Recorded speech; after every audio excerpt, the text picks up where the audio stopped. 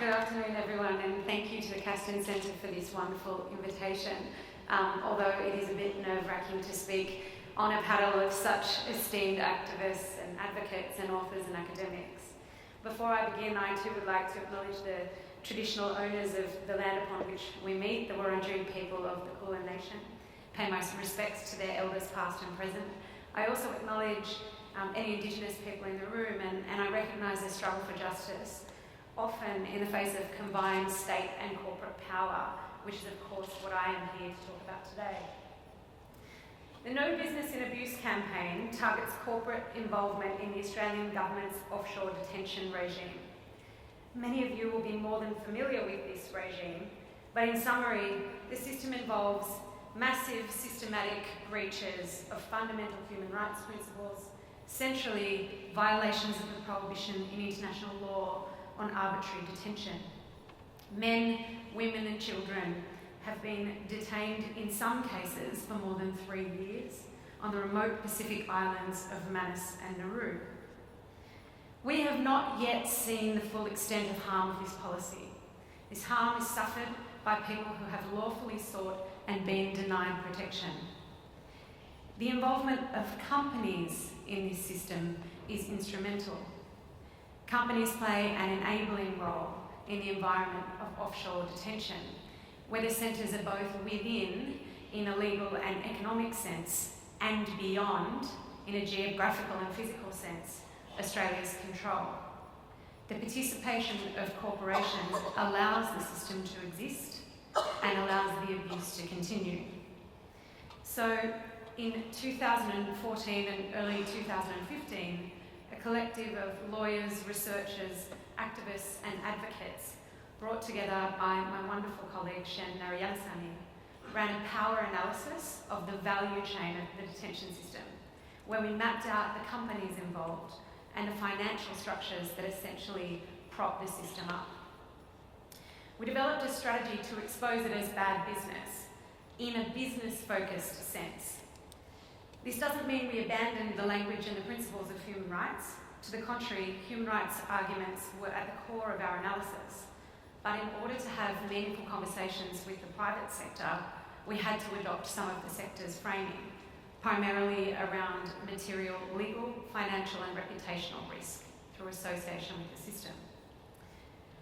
Over 2015, Shen and I had dozens of meetings with private sector actors, with banks, with analysts, with institutional investors, with brokers, who listened to what we had to say about the corporations contracting to the Australian government, and by and large, and we were a little surprised by this, they agreed with our analysis. The economic argument, as Helen said on the previous panel, is quite soulless, but it can be quite powerful. In summary, what we said to them was this: an Australian-listed company, Broad Spectrum, previously known as Transfield Services, operates detention centres as part of a system in which the most serious kinds of human rights abuse occur. This transgresses their responsibilities under the authoritative global standard for business conduct, the United Nations Guiding Principles on Business and Human Rights. They've had multiple opportunities to end their involvement in the system and have declined to do so. If you, as a bank or an investor, have a financial relationship with Broad Spectrum, you too are implicated, and through that you are exposed also to significant risk. No matter the policy settings of the government, we said, no matter the popular support for this policy right now, taking a long view of the situation, abuse is bad for business and history will hold you to account. The company at the centre of the storm, Broad Spectrum, after a couple of fairly lively meetings, deliberately disengaged from our central demand: uphold human rights standards or exit the centres, exit the contracts. Their chair, Diane Smith-Gander, went on a media blitz, touting her credentials as an advocate for gender equality in an attempt to deflect attention from her company's activities. But there was a palpable hollowness to her claim that her company was simply doing what it was told, as though companies are passive servants when they contract with governments. I'll give you one example, and I'm going to play an audio clip in a few moments, but I'll give a little context. On ABC Radio's breakfast program, she had a rather excruciating exchange with the programme's host, Linda Mottram. This is in October last year. For context, this came after a lengthy conversation about her views that women should be equally represented alongside men on corporate boards. Asked a question about activists targeting the company, this is how she responded, and we'll play the clip now. I welcome activists. I think they have a very important role to play. You know, I'm an activist in gender equality, but I do think that the conversation perhaps loses sight sometimes of what the real target is in the passion of wanting things to be different. But of course I respect that passion, but I disagree with the approach that's been taken. And just one final one on this. I wonder if, since you are an activist, as you're running a big company, but you're also an activist on gender equality, is there a place for you to be an activist on behalf of those women in these centres who are experiencing incredibly, shocking situations? Linda, I think we have to be very careful about assuming that everything that we hear is as it is. So I think for me, I would never step into that space. It's too difficult. I would be charged of riding the horse of self-interest. What I've got to do is stick with the scope that I've got as the chairman of the board, and that's to make sure that the management team and the staff understand their role in delivering a welfare-led approach, and that they've got everything they need to do that on a day-to-day basis. I'm sticking within that piece. That's the bit that Transfield needs to do. I appreciate you taking this question, Diane. Thank you very much. So it turns out many of the stakeholders of Transfield, now Broad Spectrum, disagreed with the chair and did think that respecting human rights was part of the Transfield piece, the piece that Transfield needs to do. The claimed passivity on human rights was utterly unconvincing. In the face of incontestable evidence of abuse, and with a new type of analysis connecting human rights abuse with material risk, the divestments started. Now, we as No Business in Abuse cannot and will not take credit for them. Financial institutions make their own decisions based on the information available to them. But with HESTA, the Health Industries Superannuation Fund, divesting $23 million from Broad Spectrum in August last year, the risk for Australian companies of doing business in abuse suddenly materialised. Why did this happen? I can only speculate, but I know that they received a lot of correspondence from their members, and this pressure was surely a large factor. But the power of an argument made on human rights terms and framed within a discussion familiar to the financial sector, a discussion of financial risk, cannot be overlooked. Financial institutions outlive governments. In boardrooms, we did not talk about votes or short-term political fixes. We talked about the men, women and children going slowly but predictably insane in a system designed to break their spirit. We discussed the long-term stain that association with this system through shareholdings or even through a lending relationship may leave on a company's reputation, and of course, the effect that this might have on a company's future prospects. I reiterate this point. There is no way of knowing the full extent of injury and harm this system has caused and will cause. It is likely that at the moment we're just seeing the tip of the iceberg. As I indicated earlier, the common language for our conversations was the UN Guiding Principles on Business and Human Rights, adopted unanimously by the UN Human Rights Council in 2011. The guiding principles represent a global consensus about the human rights standards for legitimate business.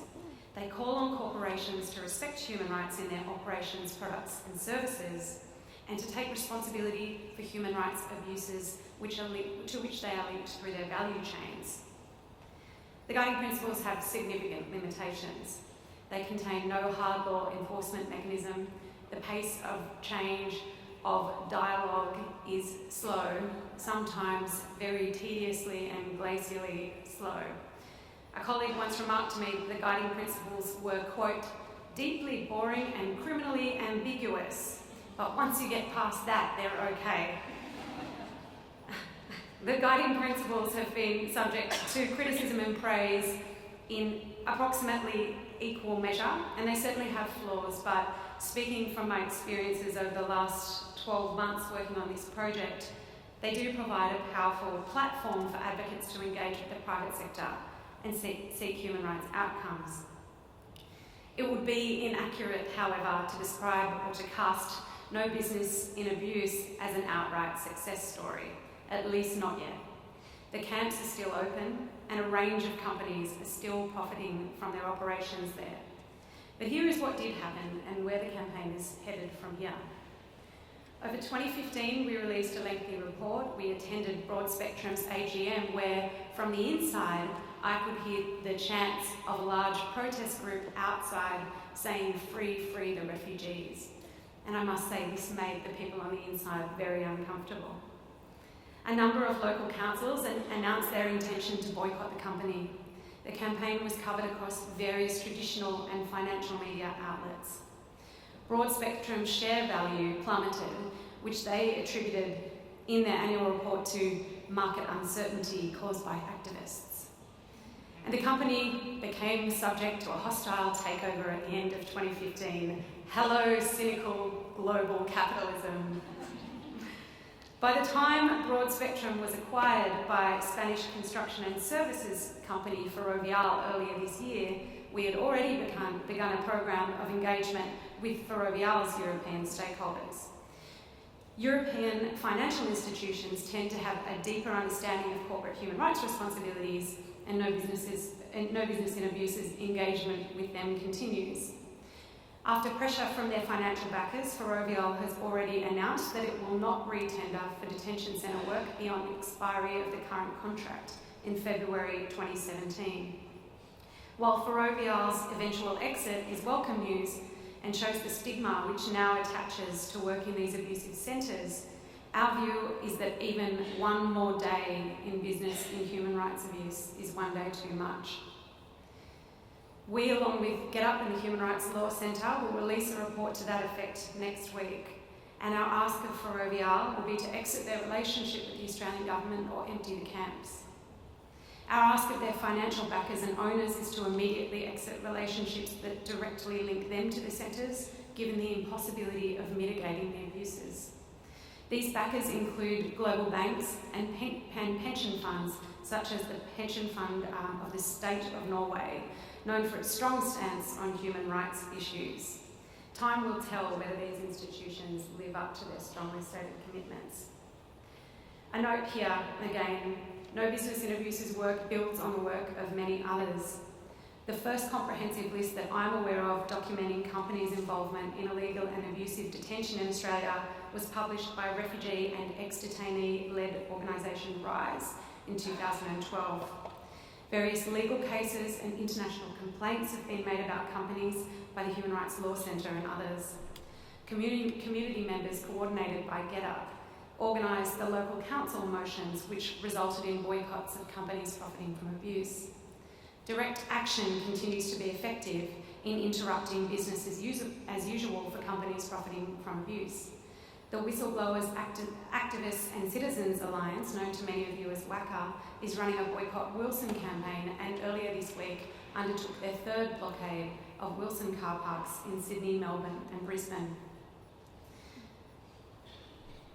Wilson subcontracts in the provision of security services to Broad Spectrum, now Ferrovial and Manus Island and Maroon.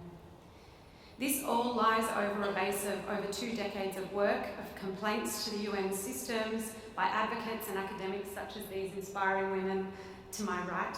I always have to think about whether it's left or right. I'm one of those people.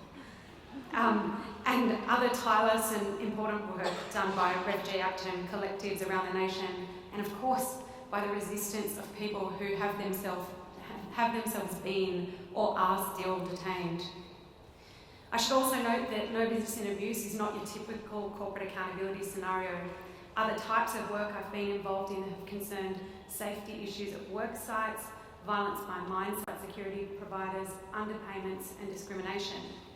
The involvement of Australian businesses in these scenarios, especially where they occur overseas, is most often the result of a failure to undertake appropriate due diligence, more neglect or ignorance than voluntary contracting in order to implement a system that is inherently gravely abusive.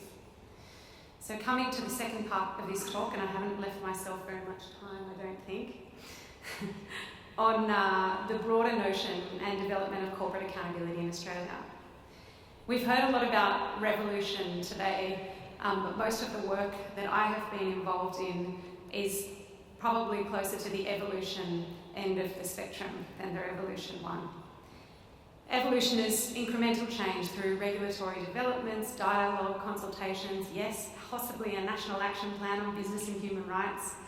The spectrum then proceeds through to mid-level tactics like litigation, strategic litigation, divestment, exiting contracts and boycotts.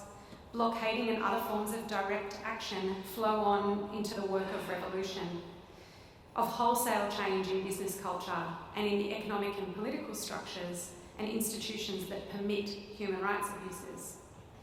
Successful corporate accountability work has elements across this entire spectrum, and in Australia we must acknowledge the revolution required to make amends for colonisation and the persistence of racism in our national political space.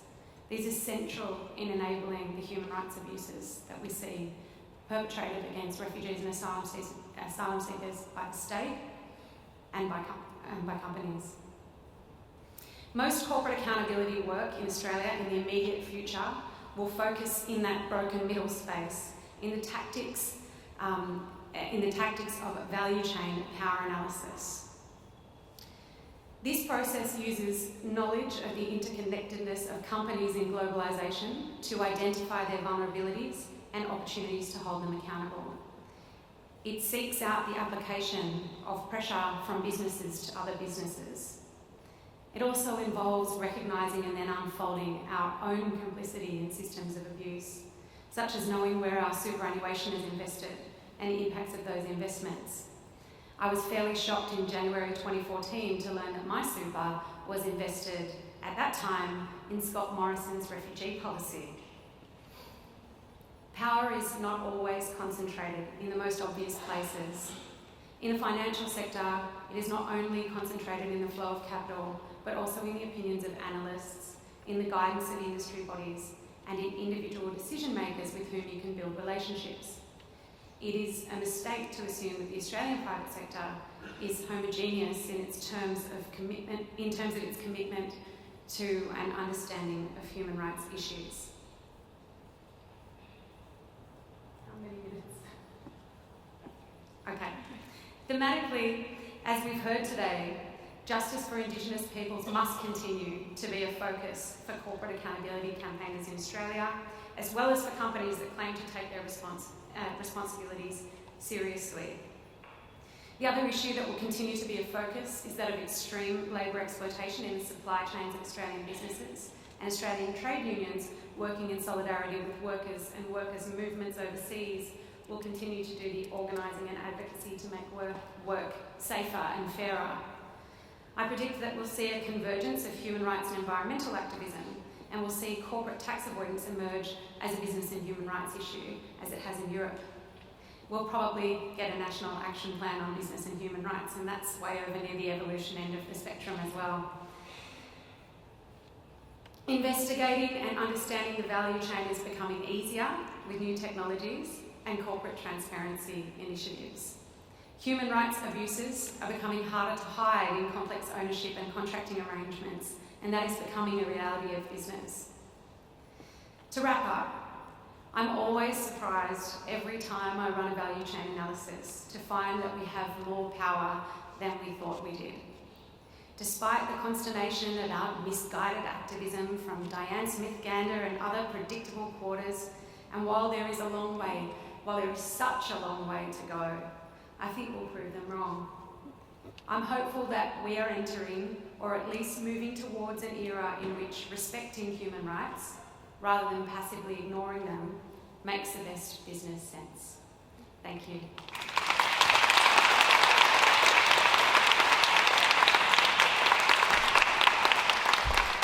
Thank you. Question at the back. Hi, thank you for two great presentations. My question is for Brynn. I was just wondering whether you could comment on the level of knowledge and engagement that you have found with business enterprises that we've engaged with, knowledge and engagement of the guiding principles, I mean, and in particular whether you found any differences among industries and with big companies depending on their size, particularly taking into account the weaknesses of the guiding principles on issues of extraterritoriality, supply chain, and so on. That's a very good question. I think the differences have primarily been geographical in nature. European companies, particularly European banks, and there's a difference between sort of the Anglosphere in Europe and then the continental European banks. All of them are more sophisticated, I would say, than the Australian financial sector, but the continental European banks, the French and German, Swiss and Spanish banks, and Italian banks have been much better able to articulate their standards and the processes that they have in place to deal with human rights impacts. And to me that says that their processes and their commitments are more genuine. That said, we have had good engagement with the Australian financial sector in particular. They are getting there. I think in the Australian private sector there is still a fairly long way to go, and I think part of the way that we need to go as advocates is in framing our arguments in a way that is understandable from a business perspective. And if we can continue to use this common language, as imperfect as it is, and as much as it, I absolutely acknowledge that using that sort of language does cede some power to the private sector. But if we can find a place to have a conversation, and that's going to get them further along, and we can pursue our revolutionary and radical work when we're not in the same room as big financial sector actors. And the final question for this panel to Jessie Taylor, just behind you there. Thanks for such a great session. This is a question for Brynn. First of all, I want to say I just think the way that you have cut straight to the heart of the fact that money talks, and when money walks, that makes people really reconsider where they stand in the food chain. I think you really deserve to be commended for the work you do in this space. It's very innovative and exciting and unbelievably swift in landing blows. Really mundane, practical question though, how can people find out where their money is invested? How can we find out if our super is doing dirty work? Where can we go to find out about that? Another great question. Well, the first step is identifying the human rights impact, and then I guess it really is this tedious and large work of value chain power analysis. It's pretty hard. I guess in terms of super, you ask your superannuation provider, you write to them and you say, these are the companies that I don't wish my super to be invested in. Are you invested in these companies, and is there a way that I can avoid that? And if there's no way, then you change provider. And that's what I did after I found out that my super was invested in Transfield at the start of 2014. So that's one way, but really it does involve even identifying the companies that are doing the human rights abuse involves value chain analysis. That's a hard part. Transparency is getting us there, but it's tedious. Well, I find it interesting, but I'm a massive nerd, so but it's relatively tedious work. Thank you very much. Please thank Mary and Brynn.